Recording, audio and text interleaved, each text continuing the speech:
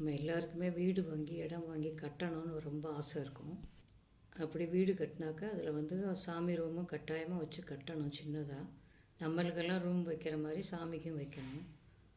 சாமி ரூம் வந்து ஈசானிய மூலை இல்லை கன்னி மூலையில் தான். அவ்வளோ பெரிய வீடுகளில் ஃப்ளாட் வீட்டில் தான் கட்டுறோம் அப்படின்னாக்கா அது நம்ம சாமி ரூம் தனியாக கட்ட முடியாது. அதுக்குன்னு இப்போ நிறைய ஷெல்ஃபு விற்கிது. அதை வாங்கிட்டு வந்து அதை அந்த இடத்துல வச்சு கட்டணும். இப்போல்லாம் வுட் ஒர்க் பண்ணையிலே சாமி ஷெல்ஃபுன்னு அதிலே வச்சிட்றாங்க. இடம் இருந்தால் பெருசாக வச்சுக்கலாம் சாமி ஷெல்ஃபு. இடம் இல்லைன்னா சின்ன சைஸ்லையாவது வாங்கி செவத்தில் ஆணி அடித்து அதில் மாட்டலாம்.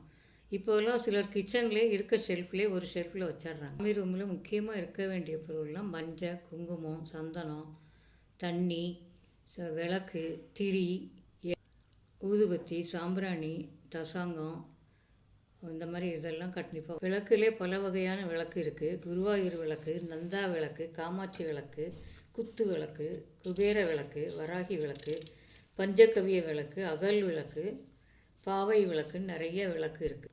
விளக்கு வந்து தங்கம், வெள்ளி, பித்தளை, பஞ்ச உலோகம், மண் இதிலெல்லாம் இருக்கலாம். எவர் சில்வர் விளக்கு.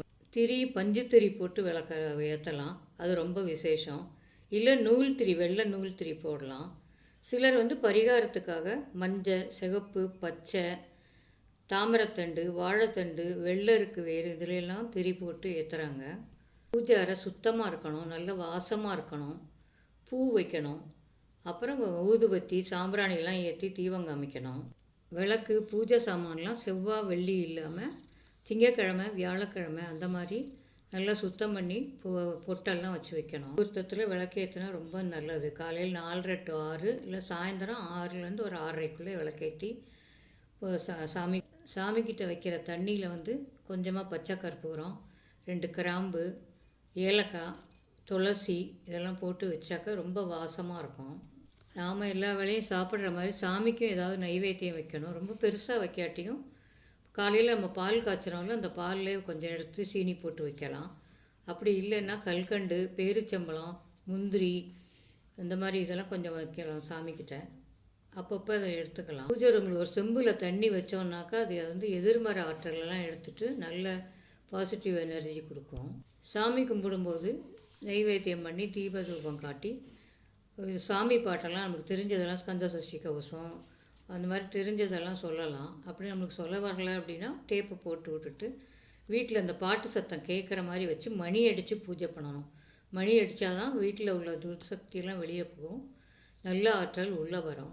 விளக்கை வந்து 2 முகம் ஏற்றணும், இல்லை ஒரு முகம் ஏற்றுறதுனால ஏற்றலாம். அதோட 2 முகத்துக்கு மேலே ஏற்றுறது நல்லது.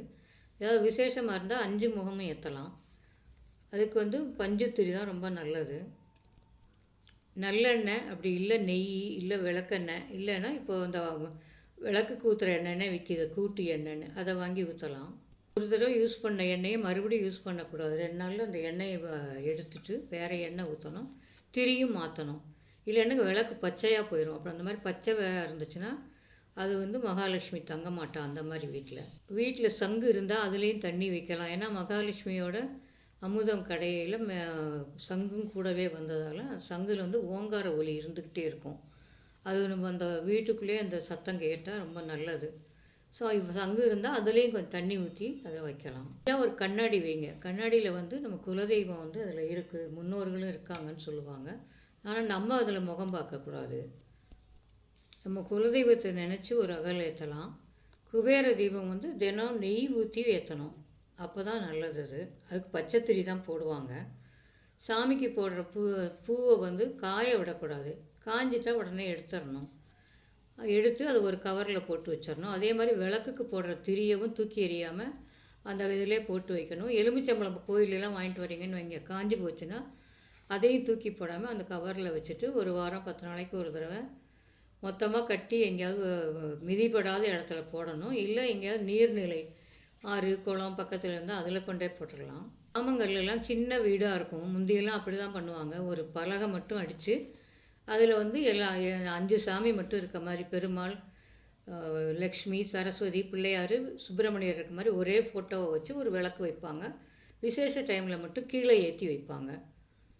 ஒரு 15 நாளைக்கு ஒரு சாமி படமெல்லாம் எடுத்து கீழே வச்சுட்டு ஒட்டடை தட்டி அந்த ஷெல்ஃபெல்லாம் நல்லா தொடச்சிட்டு சாமிக்கு வச்சுருக்க சந்தனம் குங்குமம்லாம் தொடச்சிட்டு மறுபடியும் அதில் வைக்கணும். அப்போ வந்து அந்த பூ வேண்டாத காஞ்ச பூவு, திரி, எலுமிச்சம்பழம் நம்ம கோவில்லலாம் வாங்கிட்டு வருவோம். இல்லை குங்குமம், இதை பிரசாதம் அதெல்லாம் சிலர் பொட்டலம் பொட்டலமாக அப்படியே வச்சுருப்பாங்க. அது எல்லாத்தையும் எடுத்துட்டு சுத்தம் பண்ணணும். சாமி அறை சுத்தமாகவும் வாசனையாகவும் இருந்தால் தான் மகாலட்சுமி அந்த வீட்டில் வந்து தங்குவா. சில சமயம் சில வீடை நம்ம கடந்து போகும்போது ஒரே வாசமாக ரொம்ப நல்லாயிருக்கும். நம்மளுக்கே இங்கே இன்னும் கொஞ்சம் நேரம் கொஞ்சம் வாசத்தை இது பண்ணணும் போல் தோணும். அந்த மாதிரி வாசனையாக இருக்கணும். அதே மாதிரி விளக்கை வந்து நம்ம மலையேற்றும் போது வாயால் ஊதக்கூடாது. நம்ம அந்த எச்சி தெரிக்கும் சாதில். அதனால் அதுக்கு திரி தூண்டுறதுக்குன்னே இப்போலாம் கம்பி வருது. அந்த கம்பியை வச்சு கொஞ்சம் உள்ளே இழுத்து விடலாம். அப்படி இல்லைன்னா ஒரு பூவை எடுத்து அந்த அந்த திரியை இது பண்ணலாம். அந்த மாதிரி தான் பண்ணணும். ஊதியம் இது பண்ணக்கூடாது. ஒரு கிண்ணத்தில் வந்து சில்லறை காசெல்லாம் போட்டு வைக்கணும். அந்த சத்தம் கேட்டால் குபேரனுக்கு அந்த சத்தம் ரொம்ப பிடிக்கும். அதே மாதிரி சோழி அந்த இதெல்லாம் கோமதி சக்கரம் இதெல்லாம் இருந்தால் அது சாமிக்கிட்ட சுத்தம் பண்ணி அதெல்லாம் வைக்கலாம். அதெல்லாம் மகாலட்சுமி பிடித்தமான பொருள். நம்ம வீட்டில் பொம்பளை பிள்ளைங்க இருந்தால் அவங்களையே இந்த சாமி செல்ஃப்லாம் சுத்தம் பண்ணி சாமி படத்தை எல்லாம் ஒழுங்கு பண்ண சொல்லி கொடுத்து அவங்களே பண்ண சொல்லலாம். இந்த பஞ்சபாத்திரத்தில் வைக்கிற தண்ணியை தினம் மாற்றணும். எல்லோரும் ஆளுக்கு கொஞ்சம் குடிக்க எடுத்துக்கலாம். வீடு ஃபுல்லாக ஓரத்துலாம் தொளிச்சு விடலாம். செம்பில் தண்ணி வச்சுருந்தீங்கன்னா அதை டெய்லி மாற்றணும். அதை ஒரு செடியில் மிதிப்படாமல் செடியில் கொண்டே ஊற்றிட்டு வேறு தண்ணி பிடிச்சி வைக்கணும். சாமி அறையில் ரொம்ப உக்கிரமான சாமி படம்லாம் வைக்காதீங்க. சில காளி அப்படி பார்க்கவே பயங்கரமாக இருக்கும். அந்த மாதிரி பயங்கரமாக உள்ள படமெல்லாம் வைக்காதீங்க. அதை வேறு எங்கேயாவது வச்சுக்கோங்க. சாமி இருக்க இடத்துல வைக்காதீங்க. அதை கோவிலுக்கு போயில அந்த மாதிரி தெய்வமெல்லாம் கும்பிட்டுக்கலாம். நிறைய சாமி படம் வச்சுக்கிட்டிங்கனாலும் கஷ்டம். அதை சுத்தம் பண்ணி இது பண்ணுறதுக்கு ஏதோ சிலையாகவும் வச்சுக்குவாங்க, படமாகவும் வச்சுக்குவாங்க. ஆனால் சிலை வச்சுருந்தீங்கன்னா அது கண்டிப்பாக அபிஷேகம் பண்ணணும். இல்லைன்னா அது சரியாக வராது. அதனால படமே ஒரு பிள்ளையார்னா ஒரு பிள்ளையார் போதும். ஒரு பிள்ளையார் இருந்தாலும் எத்தனை இருந்தாலும் அதே தான். அதனால் நிறைய சாமிகளை வச்சு அந்த இடத்த இது பண்ணக்கூடாது. இப்போ நம்ம துணி கடைக்கு போகிறோம், நகை கடைக்கு போகிறோம், எல்லா இடத்துலையும் இப்போ சாமி படம் தர்றாங்க. அதுக்காக எல்லாத்தையும் தூக்கி போட நம்மளுக்கு மனசு வராது. கொண்டாந்து இதில் சொருகி வைக்கக்கூடாது. அப்படியே சேர்த்து வச்சிருந்து நீங்கள் யாருக்காவது அதை கொடுத்துருங்க. சாமி சிலை வந்து உடஞ்சிருந்தாலோ இல்லை சாமி படம் வந்து அந்த பெயிண்ட்டுலாம் அதெல்லாம் இப்போ ரொம்ப காலத்துக்கு படமாக இருந்தால் முகமெல்லாம் சரியாக தெரியாது.